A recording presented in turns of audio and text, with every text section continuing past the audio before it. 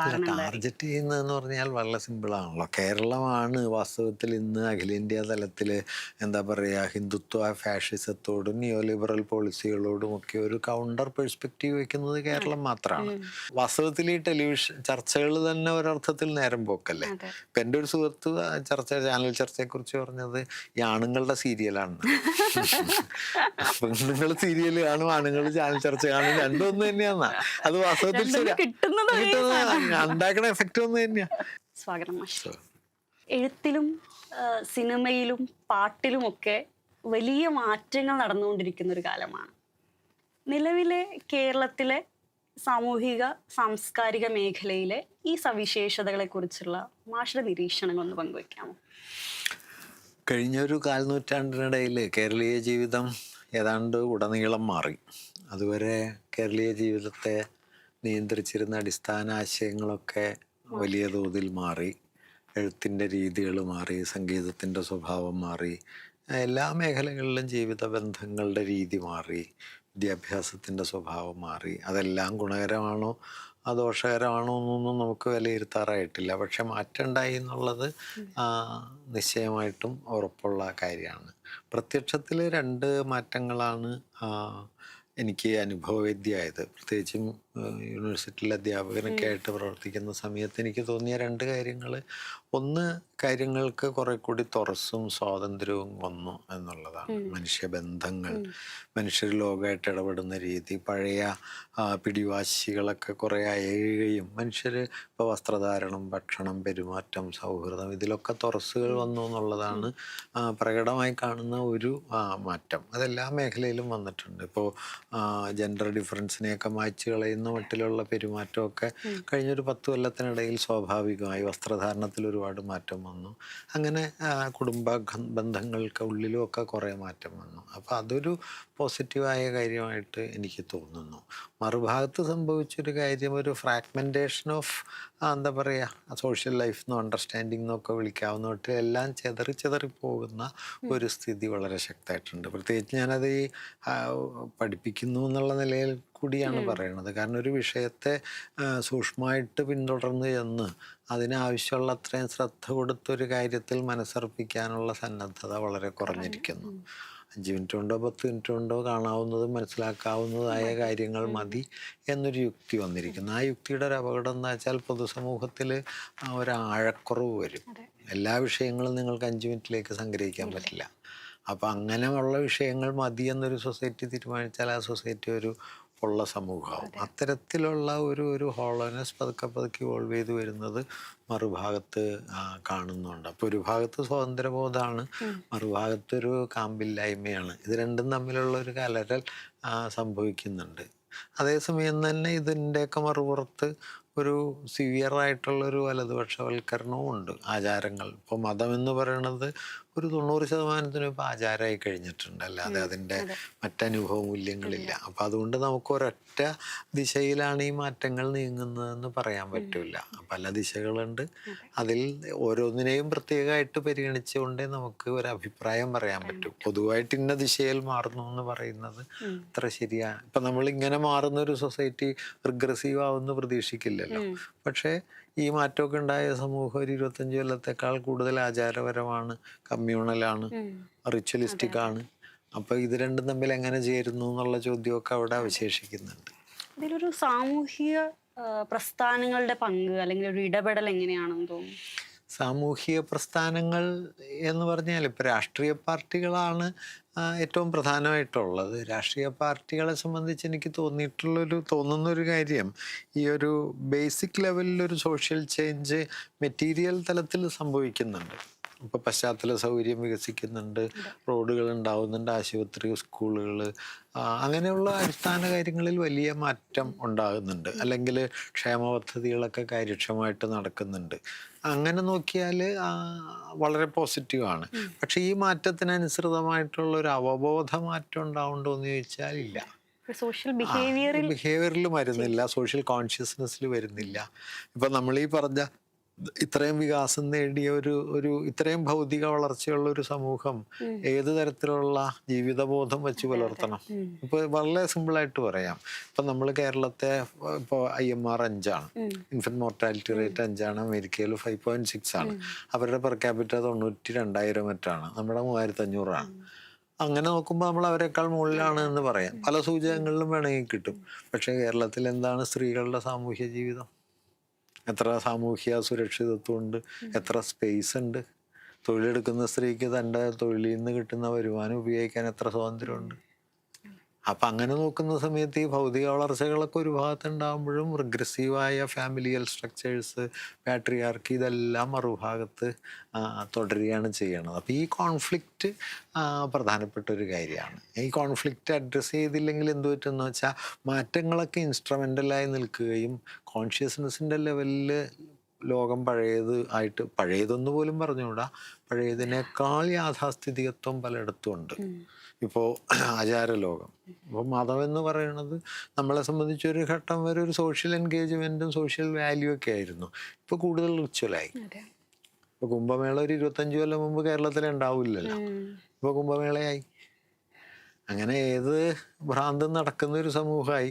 മറുഭാഗത്ത് ഈ സമൂഹം തന്നെയാണ് മറ്റു പല സൂചകങ്ങളിലും അഖിലേന്ത്യാ തലത്തിലും ഒന്നാം സ്ഥാനത്തും ഒരുപക്ഷെ ലോക നിലവാരത്തിലുമാണ്. അപ്പം ഈ വൈരുദ്ധ്യം കേരളത്തെ വിഴുങ്ങുന്നുണ്ട് എന്നുള്ളതൊരു വലിയ പ്രശ്നമാണ്. അതുപോലെ തന്നെ പ്രൊപ്പഗണ്ടകൾ നിറഞ്ഞ പല സിനിമകളും ഉറപ്പായിട്ടും അത്തരത്തില് കേരളത്തെ പരമാവധി താറടിച്ച് കാണിക്കാനുള്ള, കേരളത്തെ പറ്റി മറ്റു ജനങ്ങൾക്ക് തെറ്റായ ധാരണകൾ കൊടുക്കുന്ന സിനിമകളും പാട്ടുകളും പുറത്ത് നമ്മളൊന്ന് പോയാൽ പോയി നമ്മുടെ അടുത്ത് ചോദിക്കുന്ന ചോദ്യങ്ങൾ ഇത് ബേസ് ചെയ്തിട്ടായിരിക്കും. അപ്പൊ അത്രത്തോളം നമ്മുടെ ജനങ്ങളെ തെറ്റിദ്ധരിപ്പിച്ചിട്ടുണ്ട്. അതിന് പ്രത്യേകമായി കേരളത്തെ ടാർഗറ്റ് ചെയ്യാൻ ഒരു കാരണം ടാർഗറ്റ് ചെയ്യുന്നതെന്ന് പറഞ്ഞാൽ വളരെ സിമ്പിളാണല്ലോ. കേരളമാണ് വാസ്തവത്തിൽ ഇന്ന് അഖിലേന്ത്യാ തലത്തിൽ എന്താ പറയുക, ഹിന്ദുത്വ ഫാഷിസത്തോടും നിയോ ലിബറൽ പോളിസികളോടും ഒക്കെ ഒരു കൗണ്ടർ പെർസ്പെക്റ്റീവ് വെക്കുന്നത് കേരളം മാത്രമാണ്. ഇപ്പം കേരളത്തിലെ എന്താ പറയുക സാമൂഹ്യ അല്ലെങ്കിൽ ഭരണ നടപടികളുടെ സ്വഭാവം ഇപ്പോൾ കഴിഞ്ഞ 10 വർഷത്തെ ഗവൺമെൻറ്റിനെ എടുത്താൽ 2 ആസ്പെക്റ്റ് നമുക്ക് കാണാം. ഒരു ഭാഗത്ത് ഇപ്പം 5 ലക്ഷം വീടുകൾ വരുന്നു, ഹരിതകർമ്മസേന വരുന്നു, കുടുംബശ്രീ സംവിധാനം ശക്തിപ്പെടുന്നു, അങ്ങനെ കീഴ്ത്തട്ട് അല്ലെങ്കിൽ സ്ത്രീ സുരക്ഷാ പെൻഷൻ വരുന്നു, ക്ഷേമ പെൻഷനുകൾ വരുന്നു. അങ്ങനെ കീഴ്ത്തട്ടിലെ ഏറ്റവും അടിസ്ഥാന ജനതയെ വലിയ തോതിൽ പരിരക്ഷിച്ചുകൊണ്ടാണ് ഒരു ഭാഗത്ത് നടക്കുന്നത്. മറുഭാഗത്താണെങ്കിൽ NH വികസനം വരുന്നു, ഗെയിൽ പൈപ്പ് വരുന്നു, വിഴിഞ്ഞം പദ്ധതി വരുന്നു, അങ്ങനെ വലിയ ഇൻഫ്രാസ്ട്രക്ചറൽ ഡെവലപ്മെന്റ് വരുന്നു. അതായത് ഈ 2 തലങ്ങളിലും മാറ്റം വരുത്തുന്നു. അല്ലാതെ മൂലധന താല്പര്യങ്ങളെ മാത്രം മുൻനിർത്തിയിട്ടല്ല ഇത് ചെയ്യുന്നത്. ഇപ്പോൾ ലൈഫ് മിഷൻ ഏതാണ്ട് 20,000 കോടി രൂപ സ്പെൻഡ് ചെയ്ത് കഴിഞ്ഞു. 5 ലക്ഷം ആളുകൾക്ക് വീടാകുന്നു. ഇത് സാധാരണ നിലയിൽ നിയോ ലിബറൽ ആസ്പെക്റ്റ് ഉള്ളവർക്ക് യാതൊരു താല്പര്യം ഇല്ലാത്തതാണ്. അവർ അതിനെ വേസ്റ്റ് ആകുന്ന പണമായിട്ടാണ് കാണുക. 5 ലക്ഷം ആളുകൾക്ക് വീട് വെച്ച് കൊടുക്കുക. പക്ഷെ അതിൻ്റെ പുറകിലൊരു പോളിസി ഉണ്ട്. അപ്പം അത്തരം പോളിസികൾ ഒരു ഭാഗത്ത്, പിന്നെ അഡമൻ്റായി ഹിന്ദുത്വത്തെ ചെറുക്കുന്നു എന്നത് മറുഭാഗത്തുണ്ട്. അപ്പം ഈ രണ്ടും കൂടി ചേർന്ന ഒരു കോമ്പിനേഷൻ ആണല്ലോ ഇന്നത്തെ കേന്ദ്രഭരണം എന്ന് പറയുന്നത്. ആ കോമ്പിനേഷനെ സംബന്ധിച്ച് ഒരുപക്ഷെ കേരളം, പിന്നെ വേണമെങ്കിൽ കുറഞ്ഞൊരളവിലാണെങ്കിലും തമിഴ്നാട്, ഇങ്ങനെ 1-2 സ്ഥലങ്ങൾ മാത്രമാണ് ഒരു ബദലുള്ളത്. ഇപ്പൊ ബാക്കി പല സ്ഥലത്തും ഭരണകക്ഷി വേറെ ആണെങ്കിലും ബദലല്ല. അതേ യുക്തിയുടെ തന്നെ മിനിയേച്ചർ ഫോംസ് ആണ് നമ്മൾ അവിടെ കാണുക.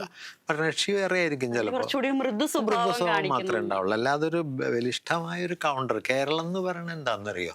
അത് കേരളം ഇന്ന് ഇന്ത്യയിലൊരു പ്രതിപക്ഷമാണ്. ഇന്ത്യയിലെ ഭരണയുക്തിയുടെ ഒരു പ്രതിപക്ഷമാണ് കേരളം. ഞാൻ പറയുന്നത് കേരള ഭരണം മാത്രമല്ല, കേരളീയ സമൂഹം.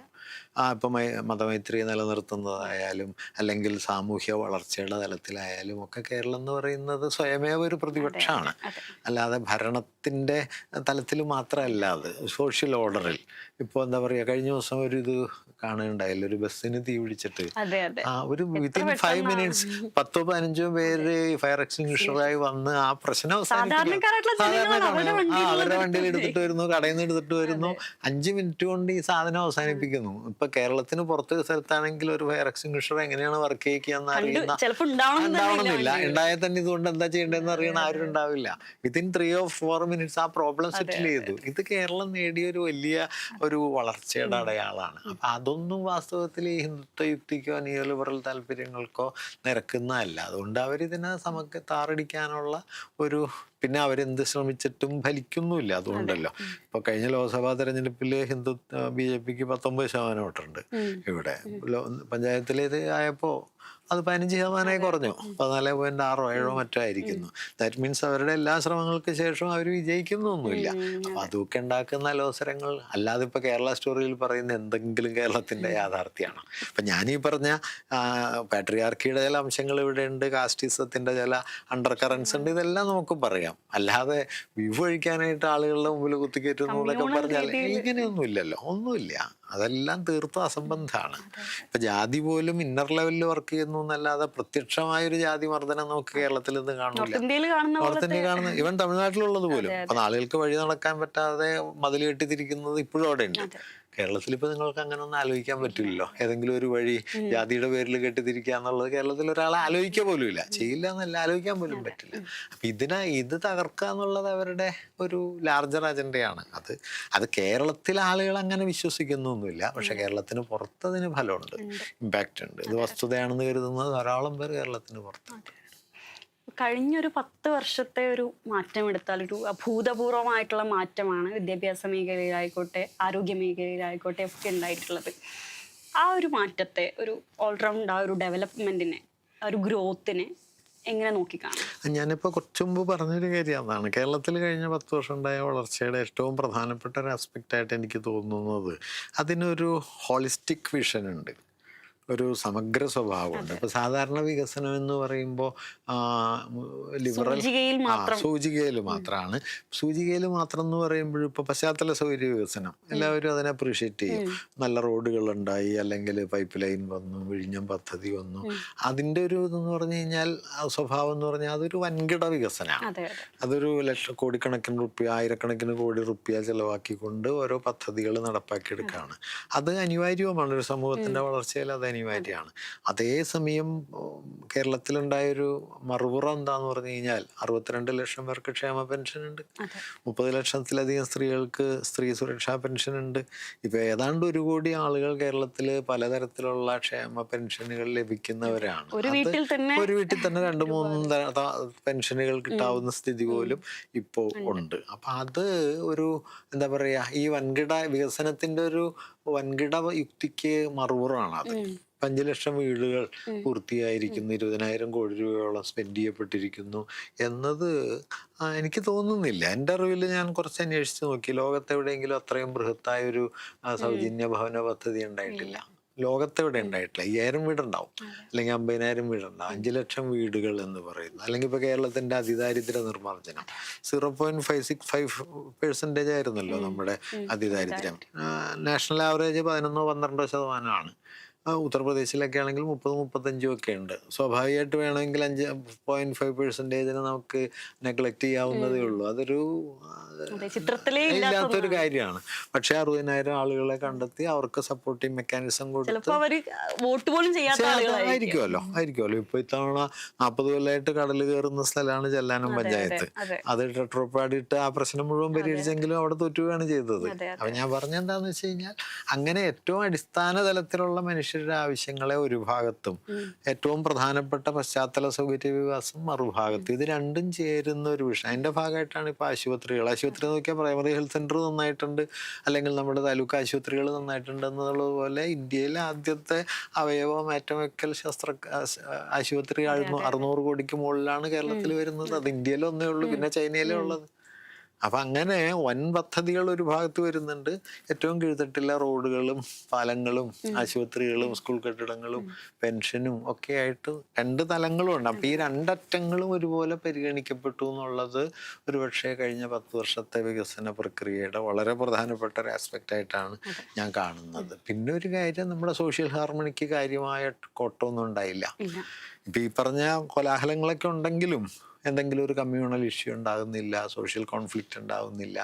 അതൊരു സൊസൈറ്റി എന്നുള്ള നിലയ്ക്ക് നമ്മളെ സംബന്ധിച്ച് അഭിമാനകരമായ ഒരു കാര്യമാണ്. ഞാൻ ഇന്നാളൊരു പ്രസംഗത്തിൽ പറഞ്ഞു, ഈ 5 ലക്ഷം വീടുകൾ വച്ചു കൊടുത്തൊരു സമൂഹത്തിലെ അംഗമാണ് ഞാൻ എന്നത് നമുക്ക് അഭിമാനം തരേണ്ട കാര്യമാണ്. അല്ലാതെ മംഗലാംകുന്ന് കേശവൻ നിങ്ങളുടെ പഞ്ചായത്തിൽ എഴുന്നള്ളിക്കാൻ വന്നു എന്നുള്ളതല്ല നിങ്ങളെ ആനന്ദം കൊള്ളിക്കേണ്ടത്, മറിച്ച് ഇത് നിങ്ങളെ ആനന്ദം കൊള്ളിക്കണം. അങ്ങനെ പറ്റും എന്നുള്ളത് ചെറിയൊരു കാര്യമല്ല, ഒരു സമൂഹം നിലയ്ക്ക് വലിയ നേട്ടമാണ്. അതെ, ഇപ്പോ വയനാട് അതെ, വയനാട് ഇപ്പോൾ ആ വീടുകൾ പൂർത്തിയാവുന്നു. അല്ല, ഞാൻ പറഞ്ഞ അങ്ങനെ ഏത് തലത്തിലെടുത്താലും പിന്നെ പല വീഴ്ചകളും ഒക്കെ ഉണ്ടാവും. ഇപ്പോൾ ആശുപത്രിയിൽ രോഗികൾ മരിക്കലോ അല്ലെങ്കിൽ എന്താ പറഞ്ഞ പണിത പാലങ്ങളിൽ ഏതെങ്കിലും സ്ലാബ് ഇടിഞ്ഞു വീഴലോ, അതെല്ലാം കാഷ്വലായ കാര്യങ്ങളാണ്. നമ്മുടെ മാധ്യമാന്തരീക്ഷം ചെയ്യുന്നൊരു കാര്യം കൂടി പറയണം.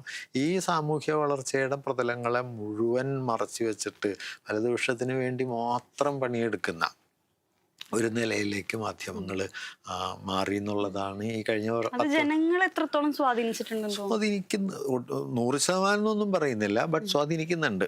സ്വാധീനിക്കുന്നില്ല എന്ന് പറയാൻ പറ്റില്ല. മാധ്യമങ്ങളുടെ പ്രവർത്തനത്തിലുള്ളൊരു പ്രശ്നം എന്താണെന്നറിയോ? ഞാൻ വേറൊരു നിലയിൽ കൂടി പറയാം. അതായത് വലതുപക്ഷ അല്ലെങ്കിൽ വലതുപക്ഷ ആശയങ്ങളെ പ്രചരിപ്പിക്കുന്നു എന്നത് മാത്രമല്ല, മറിച്ച് നമ്മുടെ മൊത്തം വിചാര രീതിയെ തന്നെ വലതുപക്ഷവൽക്കരിക്കുന്നുണ്ട്. ഉദാഹരണത്തിന് നമ്മുടെ ടെലിവിഷൻ ചർച്ചകളൊക്കെ നോക്കിക്കഴിഞ്ഞാൽ അന്യോന്യമുള്ള ഈ തർക്കങ്ങളും ചീത്തവിളികളും എന്നല്ലാതെ നിങ്ങൾക്കൊരാശയത്തെയോ വസ്തുതയോ സൂക്ഷ്മമായിട്ട് മനസ്സിലാക്കാൻ പറ്റില്ല. നിങ്ങളിപ്പോൾ ഒരു അങ്ങനത്തെ മാധ്യമങ്ങളാണ് ആ അതെ ചർച്ചകളെ കാണുന്നുള്ളൂ. കാണുന്നത്. അതെ അതെ അതെ. അതായത് നിങ്ങൾ 1 മണിക്കൂർ ഒരു ചർച്ച കേട്ടിട്ട് നിങ്ങൾക്ക് എന്ത് പുതിയ ധാരണ ഉണ്ടായെന്ന് ചോദിച്ചാൽ ഒന്നുമില്ല. അയ കണ്ടത് അന്ന് ആരാണ് കൂടുതൽ ചീത്ത പറഞ്ഞത്, കൂടുതൽ ഒച്ച ഉണ്ടാക്കിയത്, 5 ഡയലോഗ് പറഞ്ഞ ആരാണ് എന്നതിലാണ് അത് ഇവാലുവേറ്റ് ചെയ്യപ്പെടുന്നത്. അല്ലാതെ ഞാനപ്പോൾ എന്നെ പണ്ട് വളരെ മുമ്പൊക്കെ ഞാൻ ചിലപ്പോൾ ചർച്ചയ്ക്ക് പോകുമായിരുന്നു. വളരെ 10 വർഷമൊക്കെ മുമ്പ്. ഞാൻ 5-8 വർഷമായിട്ട് പോകുന്നേ ഇല്ല. അപ്പം എന്നെ ഇന്നാളൊരാൾ ഒരു ചർച്ചയ്ക്ക് വിളിച്ചു. അപ്പം ഞാൻ പറഞ്ഞു ഞാനില്ല എന്ന് പറഞ്ഞു. അപ്പം എന്താണെന്ന് ചോദിച്ചു എൻ്റെ അടുത്ത്. അപ്പം ഞാൻ പറഞ്ഞു, നിങ്ങളെപ്പോഴെങ്കിലും സൗകര്യപ്പെടുമ്പോൾ BBC-യുടെ മറ്റൊരു ചർച്ച കാണും. അറിയാവുന്ന വിഷയധാരണയുള്ള 4-5 പേര് വന്നിരിക്കുന്നു, അവരതിൻ്റെ വിശദാംശങ്ങൾ പറയുന്നു, ഓപ്പൺ എൻഡഡ് ആയിട്ട് ആ വിഷയം 1 മണിക്കൂർ നിങ്ങൾ കേട്ട് കഴിയുമ്പോൾ നിങ്ങൾക്ക് ധാരാളം പുതിയ തെളിച്ചം കിട്ടും. ഇതുള്ള വെളിച്ചം കൂടി അവസാനിച്ചു പോകുന്നല്ലാതെ ഒന്നും കിട്ടില്ല. അല്ല, നമ്മൾ കുറെ കൂടി വിദ്വേഷത്തിലേക്കും ആരോടുള്ള പകയിലേക്കും ഒക്കെ എത്തിച്ചേരുന്നു എന്നുള്ളത്. ഇപ്പൊ ഞാൻ കരുതുന്നത് കേരളത്തിൽ സെൻസിബിളായ വലിയൊരു വിഭാഗം ആളുകൾ ഇപ്പൊ ടെലിവിഷൻ കാണൽ നിർത്തിയിട്ടുണ്ട്. എനിക്ക് തന്നെ അറിയാവുന്ന, ഞാനിപ്പോ ഇത് കണ്ടിട്ട് എത്രയോ വർഷങ്ങളായി. എന്നെ പോലെ എത്രയോ പേര് നിർത്തിയിട്ടുണ്ട്. നമ്മളിപ്പോ സാമൂഹ്യ താല്പര്യം ഇല്ലാത്തവരല്ല. സാമൂഹ്യ കാര്യങ്ങളിൽ താല്പര്യമുണ്ട്, രാഷ്ട്രീയ ബന്ധങ്ങളുണ്ട്, പ്രവർത്തനമുണ്ട്. എന്നാൽ പോലും ഇത് നോക്കണം എന്ന് തോന്നുന്നില്ല. അപ്പൊ ഇതെന്താണെന്നറിയോ? ഇത് കാണുന്നൊരു സമൂഹത്തെ ഉണ്ടാക്കും. ഈ സമൂഹം എന്ന് പറയുന്നത് അവർ സ്വയം വിജ്ഞരാണ് എന്ന് ധരിക്കുകയും അവർക്ക് സോഷ്യൽ അണ്ടർസ്റ്റാൻഡിങ് ഉണ്ട് എന്ന് ധരിക്കുകയും അവരുടെ സോഷ്യൽ അണ്ടർസ്റ്റാൻഡിങ് വാസ്തവത്തിൽ തർക്കവിളിയും തർക്കങ്ങളും ഒക്കെ ആയിട്ട് മാറുകയും ചെയ്യും. ഫലത്തിൽ ഇതൊരു റൈറ്റ് ടേൺ ഉണ്ടാക്കും. ഞാൻ പറയുന്നത് റൈറ്റിസ്റ്റ് പൊളിറ്റിക്സ് തന്നെ വഴി റൈറ്റ് പൊളിറ്റിക്സിനെ സപ്പോർട്ട് ചെയ്യൽ മാത്രമല്ല, നിങ്ങളുടെ ചിന്തയെ തന്നെ, നമ്മുടെ ആലോചനയെ, സോഷ്യൽ ഡിസ്കോഴ്സിനെ മൊത്തം വലതുപക്ഷത്തേക്ക് തിരിച്ചുവിടാം. അതിനുള്ള ഏറ്റവും നല്ല ഉപാധിയായിട്ട് ഇപ്പോൾ ഈ മാധ്യമങ്ങൾ മാറിയിട്ടുണ്ട്. അപ്പം അതുകൂടി നമ്മൾ അത് വേണ്ട അളവിൽ വാസ്തവത്തിൽ ഇന്നും ചലഞ്ച് ചെയ്യപ്പെട്ടിട്ടില്ല എന്നൊരു തോന്നല എനിക്കുള്ളത്. വാസ്തവത്തിൽ പറ്റൂല എന്ന് പറഞ്ഞുകൂടാ, ഇത്തരത്തിലുള്ള ചർച്ച ബഹിഷ്കരിക്കുകയാണ് വേണ്ടതെന്നാണ് എൻ്റെ ഒരു അഭിപ്രായം. അത് ഫലിക്കുമെന്ന് എനിക്കറിഞ്ഞൂടാ. പക്ഷേ ഇത് എന്തായാലും ഇതിൽ പങ്കെടുക്കണോണ്ട് ഫലമൊന്നും ഇല്ല എന്നൊരു തോന്നൽ എനിക്കുണ്ട്. മറുഭാഗത്ത് ഫലിക്കുമെന്നറിയില്ല. പിന്നെ ഡെയിലി പൊളിറ്റിക്സിൻ്റെ പലതരം സമ്മർദ്ദങ്ങൾ ഉണ്ടാവുമല്ലോ, നമുക്കത് പൂർണ്ണമായിട്ട് ഒഴിവാക്കാനൊന്നും പറ്റില്ല. പക്ഷേ ഈ പ്രോബ്ലം അതുണ്ട്. അതായത് ഈ ചർച്ചയിൽ ആര് ജയിക്കുന്നു എന്നുള്ളത് വാസ്തവത്തിൽ ഇമ്മെറ്റീരിയലാണ്. ഈ ചർച്ച റൈറ്റിസ്റ്റ് ആണെന്നുള്ളതാണ് പ്രശ്നം എൻ്റെ അഭിപ്രായത്തിൽ. ചർച്ചയുടെ ലോജിക്ക് ഫ്രെയിം തന്നെ റൈറ്റിസ്റ്റ് ആണ്, ന്യൂട്രൽ അല്ല.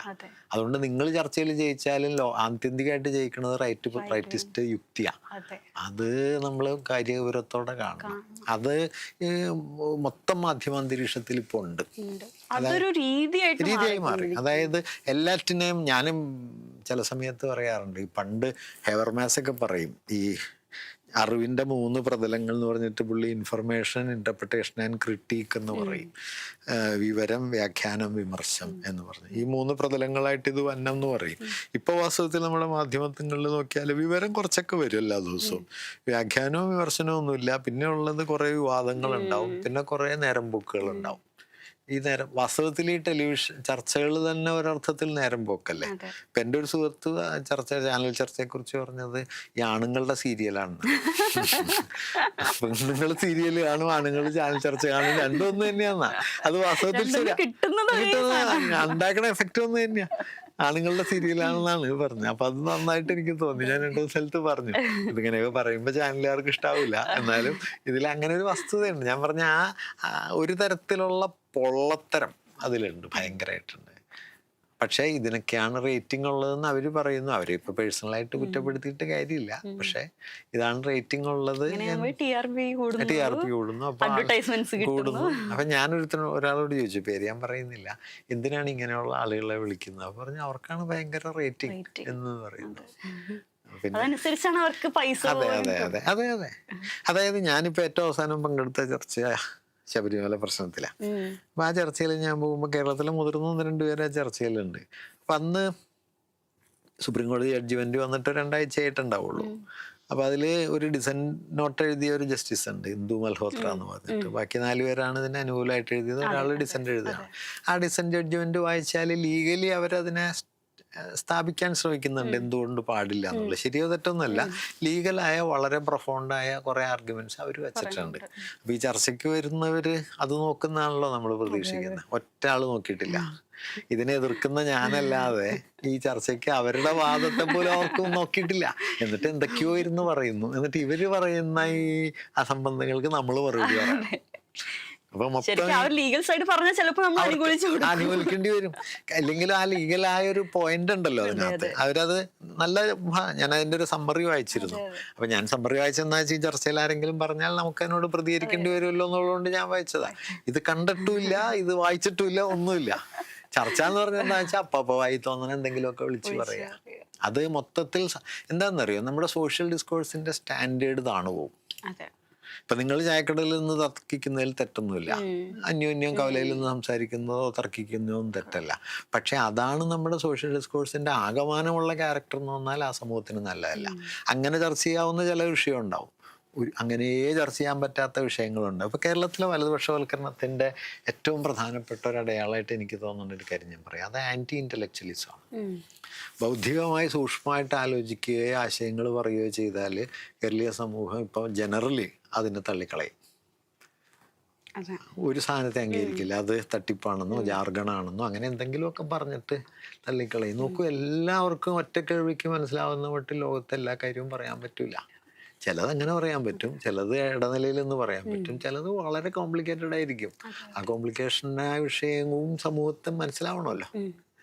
ഇത് കേരളം ഒരു പൊള്ള സമൂഹമാവുന്നതിൻ്റെ അടയാളമാണ് ഈ ചർച്ചകൾ എന്നാണ് എൻ്റെ ഒരു വാദം. അത് വലതുപക്ഷത്തിൻ്റെ വലിയൊരു, ഈ ചർച്ചകളിലൊക്കെ മുഴുകണ ആളുകളെ നിങ്ങൾ ശ്രദ്ധിച്ചോളൂ, വലതുപക്ഷക്കാരായിരിക്കും പൊതുവിൽ. ഇപ്പൊ നിങ്ങൾ ഇതിൽ ചർച്ചയ്ക്ക് വന്ന BJPയുടെ ഒക്കെ പ്രതിനിധികൾ ചർച്ച ചെയ്യണ ശ്രദ്ധിച്ചാൽ അറിയാം, ഒരു കാമ്പും കണയുണ്ടാവില്ല. വെറുതെ ഒച്ചയെടുക്കുക, നുണകള് അങ്ങ് ശക്തമായിട്ട് ആധികാരികമായിട്ട് പറയാ, പറഞ്ഞൊരു മണ്ടത്തരം ഒന്നുകൂടി ഒച്ചയിൽ ആവർത്തിക്കുക. അതെ അതെ അതെ, അതാ ഞാൻ പറഞ്ഞ. അപ്പൊ അവനവനോടും ലോകത്തോടും വസ്തുതകളോടും ഒരു കമ്മിറ്റ്മെന്റും ഇല്ലാത്ത ഒരാൾക്കൂട്ടം ഇങ്ങനെ ഉണ്ടായി വരികയാണ്. അതാണ് ഞാൻ കേരളത്തിന്റെ വലതുപക്ഷവൽക്കരണം എന്ന് പറയുന്നത്. അല്ലാതെ റൈറ്റ് പൊളിറ്റിക്കൽ പാർട്ടികൾക്ക് വോട്ട് കിട്ടുന്നു എന്നുള്ളത് മാത്രമല്ല. ഇത് വളരെ അപകടകരമാണ്. കാരണം ഇത് ആളുകൾ തിരിച്ചറിയില്ല. ഇപ്പൊ BJPക്ക് 15% വോട്ട് കിട്ടിയാൽ നമുക്ക് കാണാമല്ലോ, നമ്മളറിയുമല്ലോ അവര് ജയിച്ചു എന്ന്. ഇതറിയില്ല, ഇതെവിടെയും കാണില്ല. പലപ്പോഴും നമ്മളും ഇതാവും, ഈ യുക്തിയിലേക്ക് നമ്മളും പോയി വീഴും. അത് നമ്മൾ തന്നെ അറിയില്ല ഈ നമ്മൾ അങ്ങനെ ആവുന്നുണ്ട്. അതൊരു വലിയ അപകടം പിടിച്ചൊരു നീക്കമാണ്, പ്രശ്നമാണ്. കേരളം ശ്രദ്ധാപൂർവം പ്രതിരോധിക്കേണ്ട ഒരു ആന്റി ഇന്റലക്ച്വൽ സൊസൈറ്റി എന്ന് പറയുന്നത് ഒരു ഫാസിസ്റ്റ് സൊസൈറ്റിയാണ്. ഫാഷിസത്തിന്റെ ആദ്യത്തെ അടയാളങ്ങളിലൊന്നും ആന്റി ഇന്റലക്ച്വലിസമാണ്. അതിനിന്ന് കേരളത്തിൽ നല്ല പേരുണ്ട്. അപ്പം അതൊക്കെ നമ്മൾ ശ്രദ്ധാപൂർവം, ഞാൻ തുടക്കത്തിൽ പറഞ്ഞില്ലേ, പുതിയ തലമുറയുടെ സ്വാതന്ത്ര്യബോധവും തുറസ്സും അവരുടെ ഉദാരതകളും ഒക്കെ നിലനിൽക്കുമ്പോൾ തന്നെ ഈ എലമെന്റ് അവിടെ ഉണ്ട്, ആന്റി ഇന്റലക്ച്വലാണ്. ശ്രദ്ധാപൂർവം ഒരു കാര്യത്തിൽ, ഇപ്പോൾ ഒരു പേപ്പർ ആവശ്യം വേണ്ട വിവരം നെറ്റിൽ നിന്ന് സെർച്ച് ചെയ്ത് എടുക്കുക എന്നുള്ളതിനപ്പുറം അതിൽ നിന്നൊരു പേപ്പർ ഡൗൺലോഡ് ചെയ്ത് ഒരു 15-20 പേജുള്ളൊരു പേപ്പർ വായിച്ചൊരു വിഷയത്തെ സൂക്ഷ്മമായിട്ട് മനസ്സിലാക്കാൻ പറ്റുന്ന ആളുകൾ ഇന്ന് വളരെ കുറവാണ്. 20 പേജൊന്നും ഒരു കുട്ടിക്ക് ഇപ്പോൾ വായിക്കാൻ പറ്റില്ല. ആവശ്യം വേണ്ട വിവരങ്ങൾ, ഞാനിപ്പോൾ യൂണിവേഴ്സിറ്റിയിലൊക്കെ എത്രയോ കാലമായിട്ട് ഇത് ചെയ്യുന്നു. പേപ്പർ പല വിവരങ്ങൾ ശേഖരിച്ച് കോർത്തിണക്കിയൊരു സാധനം എഴുതും. അല്ലാതെ ഒരു ഫുൾ ടെക്സ്റ്റ് വായിക്കുക എന്നുള്ളത് ഏതാണ്ട് അവസാനിച്ചിരിക്കുന്നു. അതൊക്കെ അപകടം പിടിച്ച പ്രശ്നങ്ങളാണ്. അതുപോലെ തന്നെ ഇപ്പോൾ നമുക്കൊരു അവസാനത്തെ ചോദ്യത്തിലേക്ക് കിടക്കാം. കേരളത്തിന്റെ ഒരു ചരിത്രം എടുത്താൽ ഒരേ ഗവൺമെന്റ് തുടർച്ചയായി വിജയിച്ചു പോരുക എന്നുള്ളതൊരു അസ്വാഭാവികമായിട്ടുള്ള കാര്യമായിരുന്നു. പക്ഷെ ഇപ്പൊ കഴിഞ്ഞ ടേം എടുക്കുകയാണെങ്കിൽ 10 വർഷം ഒരുമിച്ച് ഒരു ഗവൺമെന്റ് അധികാരത്തിലേറുന്നു. ഇതിനെ ഒരു ഡെവലപ്മെന്റ് ആസ്പെക്റ്റിൽ നോക്കുമ്പോൾ ഇപ്പോൾ ഹെൽത്ത് സെക്ടർ ആയിക്കോട്ടെ, എഡ്യൂക്കേഷൻ സെക്ടർ ആയിക്കോട്ടെ, ഒരു തുടർച്ച ഉണ്ടായിട്ടുണ്ട്. എവിടെയും നമുക്കൊരു ഫുൾ സ്റ്റോപ്പ് ഇടേണ്ടി വന്നിട്ടില്ല. മറ്റൊരു പ്ലോട്ട് ട്വിസ്റ്റ് വരുന്ന സമയത്ത് ഉണ്ടാകുന്ന പ്രശ്നങ്ങളൊന്നും തന്നെ ഉണ്ടായിട്ടില്ല. ഒരു കണ്ടിന്യൂറ്റി ഉണ്ടായിട്ടുണ്ട്.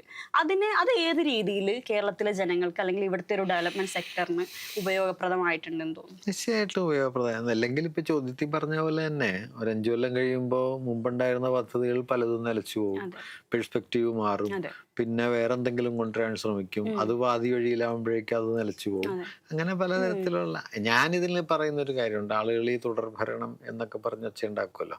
അപ്പം ഞാൻ പറയണ എൻ്റെ ഒരു വാദം എന്താ വെച്ചാൽ, ഒരു ട്രൂലി ലെഫ്റ്റായ ഒരു പൊസിഷൻ എന്താണെന്ന് വെച്ചാൽ ഭരണവും ഒരു നിലയിലുള്ള സമരം തന്നെയാണ്. ഇപ്പൊ കേരള ഭരണം എന്ന് പറയുന്നത് ഇന്ന് ഇന്ത്യയിൽ നിലനിൽക്കുന്ന നിയോ ലിബറൽ കമ്മ്യൂണൽ ഭരണത്തിനെതിരായ ഒരു സമരമുഖമാണ്. അല്ലാതെ അതൊരു ഭരണം മാത്രമല്ല. ഇപ്പോൾ നമ്മുടെ ഇത്രയും സാമ്പത്തിക എന്താ പറയുക അടിച്ചമർത്തലുള്ളപ്പോൾ, ഇത്രയും കമ്മ്യൂണലൈസേഷൻ നടക്കുമ്പോൾ അതിനെ ചെറുക്കുന്നു എന്നുള്ളത് ഒരു സമരം കൂടിയാണ്. അല്ലാതെ ഇതൊരു ഭരണം മാത്രമല്ല. അപ്പം ഈ ഭരണം മാത്രമാണെന്നുള്ളത് വാസ്തവത്തിൽ ഭരണത്തെക്കുറിച്ചുള്ള ഒരു വലതുപക്ഷ ധാരണയും കൂടിയാണ്. ഭരണത്തിലൊരു സമരതന്ത്രമുണ്ട്, അല്ലെങ്കിൽ എന്ന് വിളിക്കാവുന്നുണ്ട്. ഇപ്പൊ ക്യൂബ കാസ്ട്രോ 10-30 കൊല്ലം ഭരിച്ചു. ആ 30 കൊല്ലം ഇമ്പീരിയലിസത്തിനെതിരായ സമരമായിരുന്നു. അല്ലാതെ അയാളോട് പ്രസിഡന്റായിട്ട് ആഘോഷമായിട്ട് ഇരിക്കുകയല്ല. അല്ലെങ്കിൽ ഇങ്ങനെ ലോകത്ത് പലരും ഭരിക്കുന്നു, അവരെല്ലാം ഈ പറയുന്ന നിലയിൽ സമരം കൂടിയാണ്. പക്ഷെ അതല്ലാത്ത സ്വേച്ഛാധിപത്യം ഉണ്ടാവും. അപ്പൊ ഈ സ്വേച്ഛാധിപത്യപരമായ തുടർഭരണങ്ങളെ പോലെ തന്നെയാണ് ഇപ്പൊ 5 കൊല്ലം കൂടുമ്പോൾ തെരഞ്ഞെടുപ്പ് നടന്നാണല്ലോ ഇത് വരുന്നത്. അല്ലാതെ തറവാട്ടിലെ അധികാരി അമ്മാവന്റെ മരുമോനായി എന്ന് പറയുന്ന പോലെ അല്ലല്ലോ. ഇതിലൊരു പ്രോസസ് ഉണ്ടല്ലോ. അതുകൊണ്ട് അത് പ്രധാനപ്പെട്ടതാണ്. കാരണം പ്രത്യേകിച്ചും കേരളത്തിൽ കഴിഞ്ഞ 10 വർഷത്തെ ഭരണത്തിന്റെ ഒരു സവിശേഷത ഞാൻ നേരത്തെ പറഞ്ഞ പോലെ, അടിസ്ഥാന ജനവിഭാഗങ്ങളെ പരിഗണിച്ചുകൊണ്ട് ഒരു ഭാഗത്ത്, പശ്ചാത്തല സൗകര്യ വികസനത്തിൽ ഊന്നിക്കൊണ്ട് മറുഭാഗത്ത്, ഇതോടൊപ്പം തന്നെ സോഷ്യൽ ഹാർമണിയും അതുപോലെ തന്നെ വർഗീയ വിരുദ്ധ നിലപാടും ഉറപ്പിച്ചെടുത്തുകൊണ്ട്, പിന്നെ ബഹുതല സ്പർശിയായ മനുഷ്യ ജീവിതത്തെ ആകമാനം പരിഗണിച്ചുകൊണ്ടുള്ള, എല്ലാം തീർന്നു എന്നൊന്നുമല്ല, ധാരാളം പോരായ്മകൾ നമുക്കിപ്പോഴും പറയാൻ പറ്റും, പരിഹരിക്കപ്പെടേണ്ട പ്രശ്നങ്ങൾ ഉണ്ടാവും. പക്ഷെ ഈ ഒരു പൊസിഷൻ ഉണ്ട് എന്നുള്ളത് വളരെ വളരെ പ്രധാനമാണ്. പ്രത്യേകിച്ച് ഇന്നത്തെ ഇന്ത്യൻ സാഹചര്യത്തിൽ മിക്കവാറും അവശേഷിക്കുന്ന ഒരേ ഒരു കൗണ്ടറാണ്. അപ്പൊ ആ കൗണ്ടർ വളരെ പ്രധാനമാണ്. അത് തുടരേണ്ടതിന് ആ നിലയ്ക്ക് ആവശ്യമുണ്ട്. ഞാനതിനെ കാണുന്ന വെച്ചാൽ, ഈ ഭരണം എന്താ പറയാ, ഭരണമില്ലായ്മ എന്നുള്ളതിനപ്പുറം ഭരണത്തിനൊരു സമര എന്നതിൻ്റെ ഉള്ളടക്കം ഉണ്ടാവാം. എല്ലാ ഭരണത്തിനും അല്ല, ചില ഭരണത്തിന് അങ്ങനെ ഉണ്ടായിരുന്നു ഈ കഴിഞ്ഞ 10 വർഷം എന്നാണ് ഞാൻ കരുതുന്നത്. കാരണം അത്രയും പ്രയാസകരമായ സാഹചര്യങ്ങളിലാണല്ലോ ഇത് മുമ്പോട്ട് പോയത്. ഇപ്പോൾ കേരളത്തിൻ്റെ കീഴ്ത്തട്ട് വികസനത്തിൽ, അടിത്തട്ട് വികസനത്തിൽ ഇപ്പോൾ 1,10,10,000 കോടിയോളം രൂപ ചെലവായി കഴിഞ്ഞു കിഫ്ബി വഴി. നമ്മുടെ ആശുപത്രികൾ, നമ്മുടെ വിദ്യാലയങ്ങൾ, ഇതെല്ലാം ഒരു കൗണ്ടർ യുക്തിയാണല്ലോ. ഇപ്പോൾ കേരളത്തിലെ പൊതുവിദ്യാലയത്തിൽ കുട്ടികൾക്ക് ലഭിക്കുന്ന പശ്ചാത്തല സൗകര്യം, ഹൈടെക് ക്ലാസ് മുറികൾ, കമ്പ്യൂട്ടർ എഡ്യൂക്കേഷൻ, അവരുടെ സ്കൂൾ ബസ്, ഉച്ചഭക്ഷണം, ഇത്രയും സൗകര്യങ്ങളൊക്കെ കേരളത്തിന് പുറത്ത് നിങ്ങൾക്കൊരു സ്കൂളിൽ ലഭിക്കണമെങ്കിൽ ചുരുങ്ങിയത് ഒരു 1,000-1,500 രൂപ പ്രതിമാസം ഫീസ് കൊടുക്കാൻ പറ്റുന്ന ഒരു സ്കൂളിലല്ലാതെ ഇതൊന്നും പ്രതീക്ഷിക്കാൻ പറ്റില്ല. അതാണ് ഇവിടെ കിട്ടുന്നത്. നമ്മുടെ ആശുപത്രികൾ, ആശുപത്രികളിൽ കിട്ടുന്ന ചികിത്സ കേരളത്തിന് പുറത്ത് എവിടെയാണ് കിട്ടുക? PHC-കളും ഉള്ളത്. ഞാനിപ്പോൾ അടുത്തിടയ്ക്ക് എറണാകുളത്ത് കാത്ത് ലാബിൽ, ജനറൽ ഹോസ്പിറ്റലിൽ ഞാൻ ആൻജിയോപ്ലാസ്റ്റി ചെയ്യുന്നുണ്ടായി. അപ്പോൾ അവിടെ എല്ലാ ദിവസവും 15-20 ആൻജിയോപ്ലാസ്റ്റി നടക്കും. ഈ 15-20 ആൻജിയോപ്ലാസ്റ്റി എന്ന് പറഞ്ഞാൽ പുറത്തൊരു സ്വകാര്യ ആശുപത്രിയിലാണെങ്കിൽ ഒരു 3-3.5 ലക്ഷം രൂപ വരും. ഇവിടെ പരമാവധി 25,000 രൂപയാണ് വരിക. അതിൻ്റെ അടിസ്ഥാന ചെലവുകൾ, അല്ലെങ്കിൽ മുറി വാടക എന്നൊക്കെ പറഞ്ഞ്. ചിലർക്ക് അതും വരില്ല.